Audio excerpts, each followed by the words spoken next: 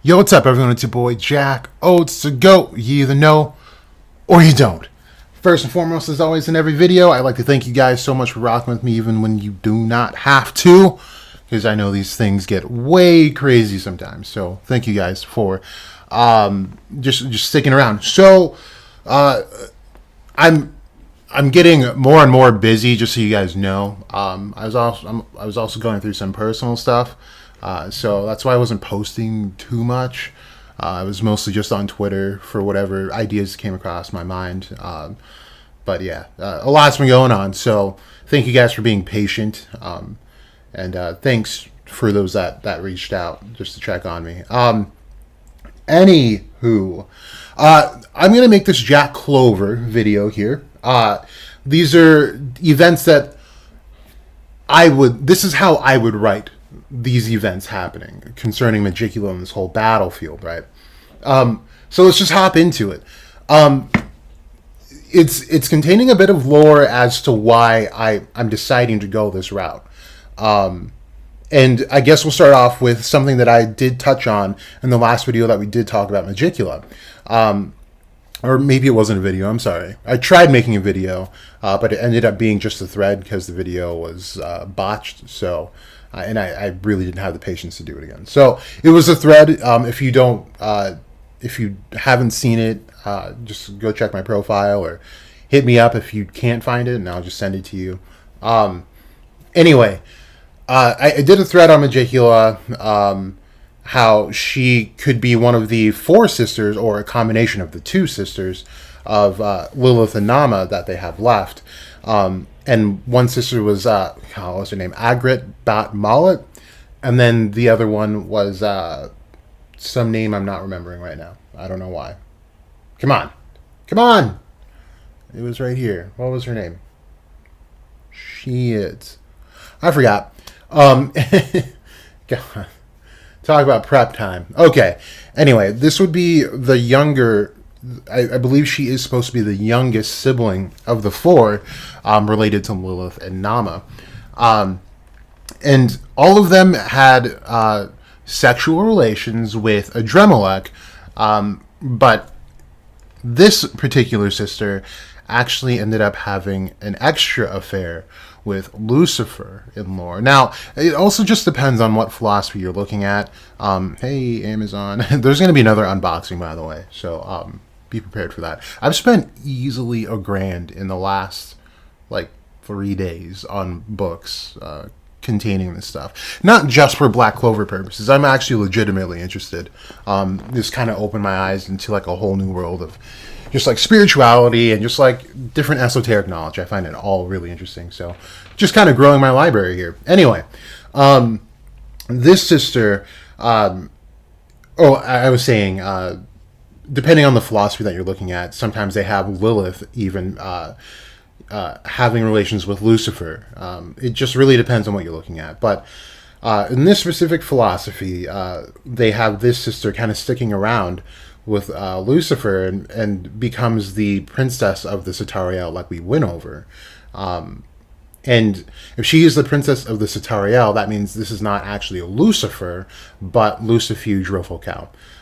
Pretty much like the knockoff Lucifer, who handles all the contracts and all the wording and all that stuff, right?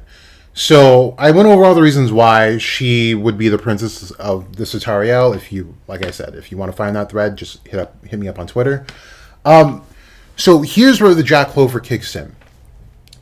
I'm calling this the battlefield of lost love. So I think this is going to be foreshadowing. From here. Look at who we have on the battlefield. Number one, we have Noel. We normally ship Noel with Asta. Okay, that's one of the obvious ships. And then we have Charlotte, who is trying to save Yami. She's doing her best trying to save Yami. Then we have Gaja, who's on the field, who obviously has deeper feelings than just being a guardian or a friend to Lola Pechka. Who else do we have on the field? Rill is actually in love with Charmy. And we're going to get into this. And we're saying we're talking about lost love. No, this is going to be another video after this. Talking about why. No, we're going to save it. but Rill is up there with Lost Lovers. And then we have Vonica and Magicula. Now let's start with Vonica. This is going to go back to a video when I was talking about It's a long video where I was talking about where is the chosen one. I believe that is the actual title of the video. So if you haven't watched that, watch it. But watch it for this specific part for this video.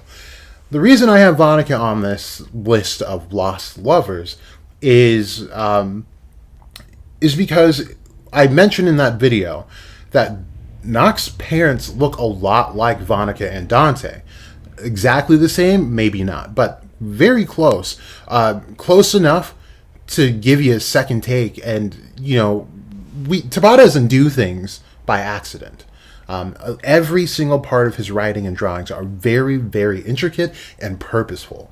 And I give you guys the reason why Vonica and Dante look like Nox's parents, and it had to do with the Halls of Amenti. And if you remember that whole concept, great, then you're on track. But to me, I feel like if this is a purposeful thing, I feel like Vonica and Dante were lovers in that life, but were brought back by the devils due to probably being not only great hosts for devils, but for worshiping them over long periods of time. I don't think this is their first time being on the planet, which is why their age is such a mystery. When you look at their character profiles, it's just a bunch of question marks.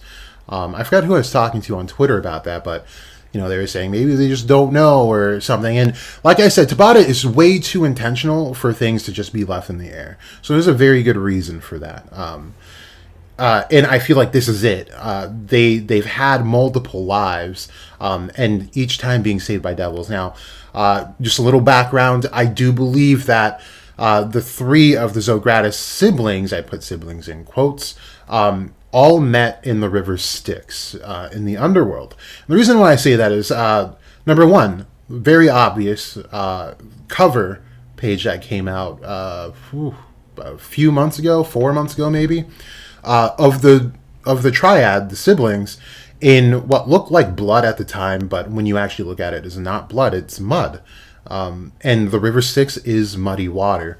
And the River Styx is also something I talk about when talking about Aristotle and his perceptions on the afterlife, because remember, I tell you guys that Aristotle actually had a near-death experience where he actually died, went through the whole process of how people are reincarnated. And one of the last steps is after you choose your life, you have to drink from the River Styx. They make you drink from it.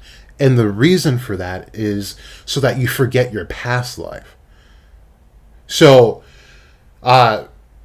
when you go back, you're completely fresh and new. Now, Aristotle avoided that. Somehow he found a loophole and finagled his way into actually not doing that. So he came back to his own body and was able to tell the tale.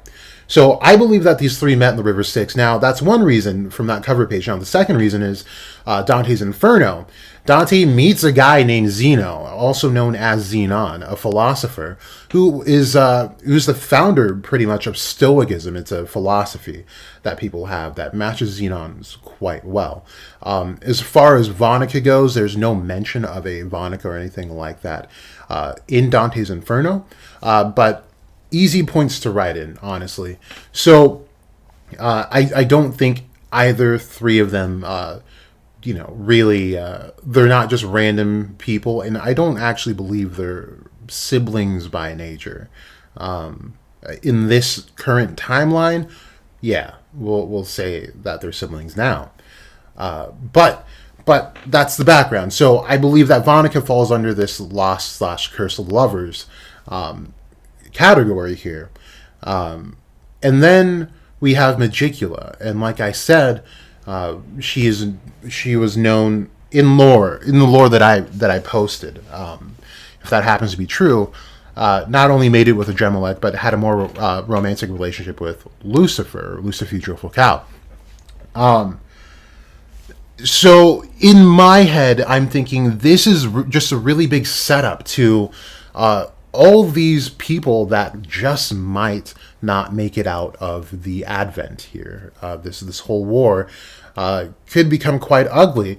So first we have let's start with Noelle. A lot of us think that Asta might not make it out. I even have him falling into the underworld by the end of this arc, or at some point during this arc. I have him falling into the underworld. Not only for great story-wise, but I think there's something about this arm and this contract just isn't sitting right with me. So I think we're going to see the consequences befall Asta. So we'll see. So Asta might not make it out of this.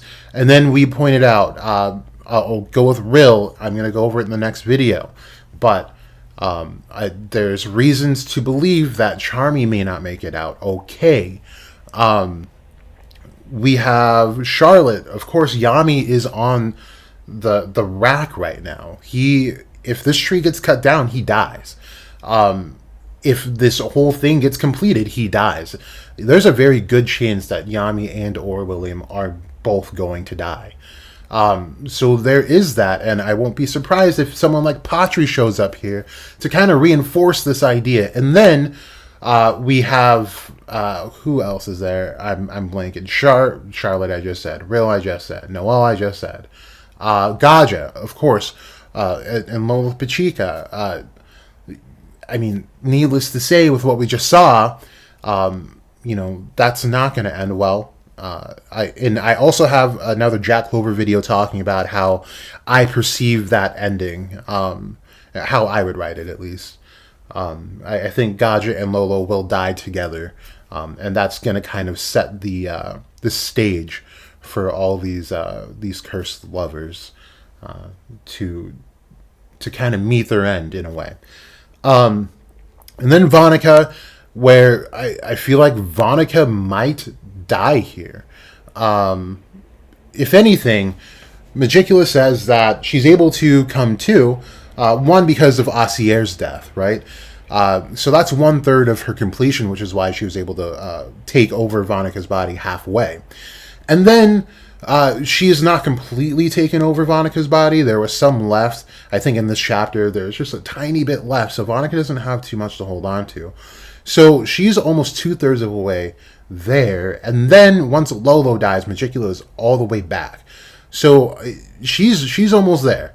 But I feel like Vonica and Dante are lovers. And the fact that they don't remember this, I think just kind of plays into the whole scheme of Devils, where remember Zagrid painted this like grotesque yet beautiful story of genocide and betrayal between best friends and their lovers and race. It was this whole masterpiece of destruction and chaos, and you can see, like, even in the anime and the manga, he's like laughing, he's holding his face, he's having almost an orgasm at the thought of what he had caused. And generations of turmoil stemmed from what Zagrid did and the way he manipulated people.